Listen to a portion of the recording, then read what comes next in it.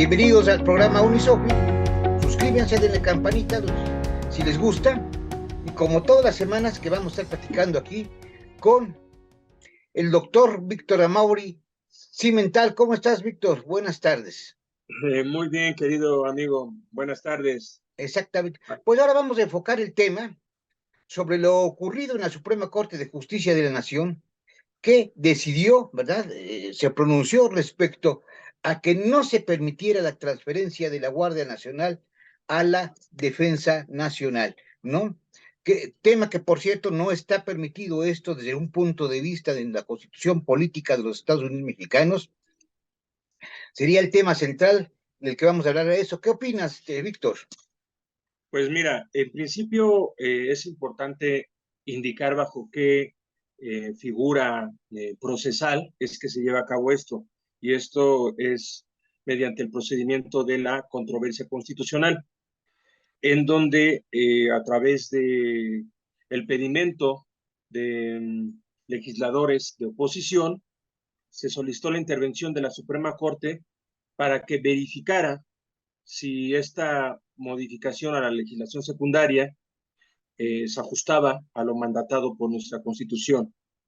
Desde mi punto de vista coincidiría contigo y a su vez con la resolución final de la Suprema Corte. Recordemos que la Suprema Corte se integra por 11 ministros y para que sea procedente de manera favorable una controversia constitucional hacia el quejoso, se requiere una mayoría calificada de 8 ministros. No es nada secundario, no es una mayoría simple, es una mayoría de 8. Y pues apenas lo lograron. Sí fueron 8 ministros los que consideraron en una atinada, en una prudente y en una, me atrevería a decir, hasta valiente decisión ante la enorme presión que recibieron por parte del Ejecutivo para que la resolución fuese en sentido contrario. Entonces, creo que estos 8 ministros, al paso del tiempo, van a ocupar un espacio significativo en la historia del derecho mexicano. Es más, en la historia nacional probablemente van a ocupar un espacio muy significativo. Todo lo contrario, lamentablemente, de los 3 ministros que se pronunciaron en contra. Porque aquí no hay ningún asidero interpretativo que dé cauce a permitir que la Guardia Nacional se integre a la Secretaría de la Defensa Nacional desde su creación. Bueno, recordemos que la Guardia Nacional ha existido desde, bueno, en nomenclatura, en el cuerpo constitucional, desde el origen de nuestra Constitución, solamente que era letra muerta. No existía como tal este cuerpo. Cuando estudiábamos Derecho Constitucional y leíamos los artículos respectivos que citaban este concepto, pues los profesores aludían a que era un elemento importado de la Constitución estadounidense, pero que en el Estado mexicano nunca se aplicó. La figura en los Estados Unidos alude a una integración 100% civil, prácticamente distanciada de los órganos de poder público estatales. Esto es algo importante a distinguir respecto de lo que tenemos hoy en día. Cuando finalmente se implementa nuestra Guardia Nacional, se le da un cauce real. Bueno, me salgo de ese breve paréntesis y regresemos al punto que nos ocupa.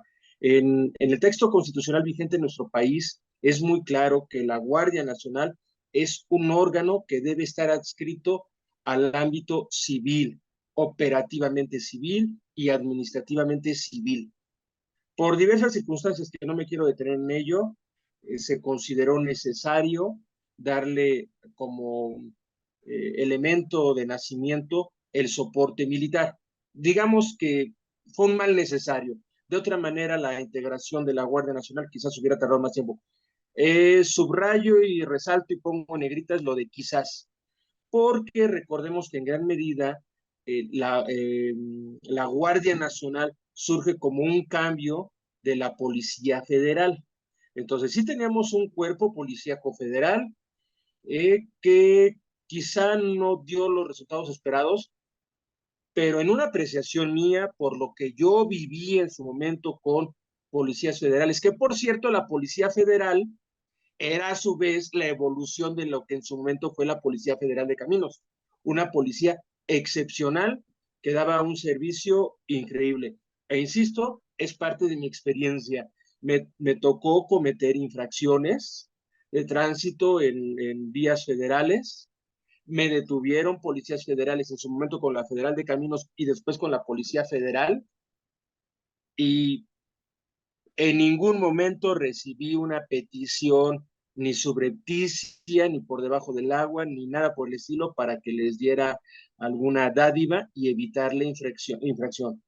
El trato fue respetuoso, apegado 100% a derecho, y te estoy hablando de hace 20 años, cuando prácticamente iniciaba a manejar, y que en realidad la infracción fue una cuestión mecánica del coche, pero real, o sea, constatada contra el reglamento de tránsito. No Eso es. funcionaba la luz roja de stop, y me detienen porque doy un freno brusco, justificado.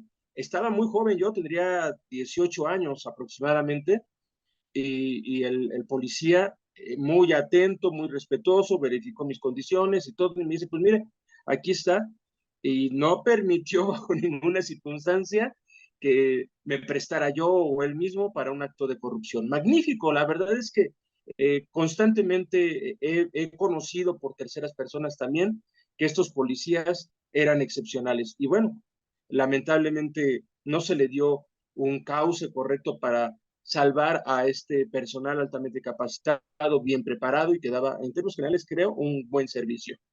Es cierto, existe en los cuerpos policíacos de nuestro país un problema importante que no se puede negar de corrupción, pero pensar que en automático ser policía y de carrera policíaca eres una persona que va a transitar hacia el camino de la corrupción, pues esa es una falacia naturalista, número uno. Y por el contrario, pensar que por ser militar eres inmune a las presiones o a los incentivos de la corrupción, pues también es una falacia naturalista. Ni lo uno ni lo otro. En realidad, y ahí retomaría en gran medida el discurso de nuestro querido presidente de nuestro país, pues la corrupción viene de arriba para abajo. Entonces, habría que pensar en los mandos, en los altos mandos, y creo que no digo nada que no sea público, lo escandaloso del actual titular, del actual titular de la Secretaría de la Defensa Nacional, que se ha dado vida de jeque, él y su familia, con cargo al erario público. Y si eso no es corrupción, estimado José Manuel, yo no sé qué otra cosa puede ser corrupción. Entonces, regresando a lo que nos ocupa en tu interesante pregunta, querido doctor, coincido con la resolución emitida en la Suprema Corte, complementada el día de hoy, 21 de abril, con, ahí sí es 21 de abril, ¿verdad? Sí. Sí, Con darle un plazo prudente a que todo lo que indebidamente, eh, o más bien inconstitucionalmente, se le había transferido a la Secretaría de la Defensa Nacional respecto de la Guardia Nacional, regrese paulatinamente al ámbito del cual nunca debió haber salido, que es el de la Secretaría de Seguridad Pública, que corresponde a una estructura 100% civil. Pues bien, eso es lo que tenemos, y así como te mencionaba que considero que pasarán a la historia estos 8 ministros, los otros 3, Arturo Saldívar, una cosa vergonzosa el actuar de ese señor, que cae yo creo en la ignominia, un personaje que creo hace mucho honor a su segundo apellido, eh, pues es lamentable lo que ha hecho de tratar de justificar en lo injustificable que se adscribiera a la Guardia Nacional, a la Secretaría de la Defensa Nacional. Los argumentos, entre comillas, pragmáticos, ahí están y pueden ser discutibles, pero en el derecho mexicano no hay alternativa. Si algo dispone la Constitución en un sentido, se tiene que respetar. Si la Constitución diera un margen de interpretación o fuera omisa al respecto, bueno, valdría la pena la discusión en cuanto a la interpretación legal y constitucional. Aquí no es el caso. Y bueno, lo que corresponde a las otras 2 ministras que también votaron en contra de esta resolución constitucional. Pues qué decir de la señora Yasmín Esquivel, una mujer que pues los hechos hablan por sí mismos, no debería ocupar el espacio como ministra del más alto tribunal de nuestro país. Creo que esta mancha va a traer un efecto permanente, un daño importante a esta alta investidura y que pues por supuesto también termina por salpicar lo que será juzgado por la historia el sexenio de Andrés Manuel López Obrador, que es, y ya habrá otro programa en el cual quizás abundemos al respecto, será objeto de una gran crítica. En el corto plazo, ya lo es en realidad, pero en el corto plazo el espacio que ocupará no va a ser para nada el que él deseaba. No va a estar al lado de los héroes de la historia de nuestro país, sino va a estar del otro lado. Y finalmente, pues entendible por, por su ubicación en el espectro político, pero tampoco justificable por su carrera, sobre todo como académica, altamente exitosa, con un gran prestigio, lo de Loretta Ortiz Half, una mujer que, insisto, al menos de mi parte, recibía una gran admiración, sobre todo como internacionalista. Su obra sirvió como base para la formación de muchos abogados, entre los cuales me puedo incluir.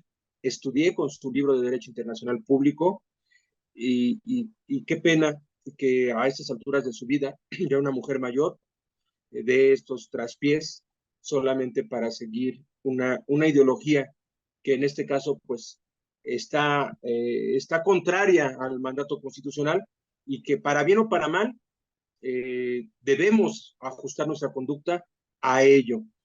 Y si no es acorde con esta ideología, bueno, pues para eso está la lucha política. Y entonces que sea el soberano, el pueblo, quien determine cuáles son los contenidos de nuestra Constitución y con base en eso dirigir el destino de nuestro país. Pues muchas gracias por observar los comentarios, Víctor. Muy buenas noches. Suscríbanse y nos vemos la próxima semana. Gracias. Hasta luego. Hasta luego.